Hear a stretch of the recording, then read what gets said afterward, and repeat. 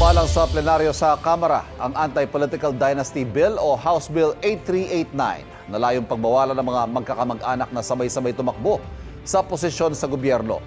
Ayon sa sponsor ng panukala na si Representative Zia Adjong, mula 1987 ito pala ang ikalawang beses sa umabot sa plenaryo ng Kamara ang ganitong panukala. May 2014 nang huling umabot sa House Plenary ang isang Anti-Political Dynasty Bill. Nakasaad sa 1987 Constitution na dapat may batas na nagbabawal sa political dynasties pero wala pa rin naipapasa hanggang ngayon.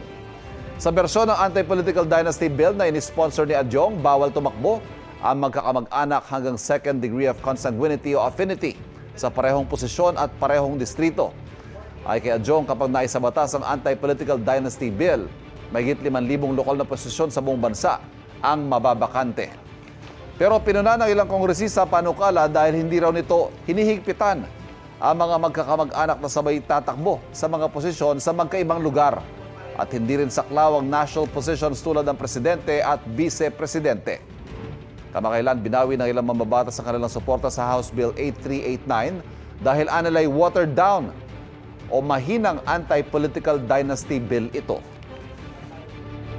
Kapuso, huwag magpapahuli sa latest news and updates. Mag-iuna ka sa balita at mag-subscribe sa YouTube channel ng GMA Integrated News.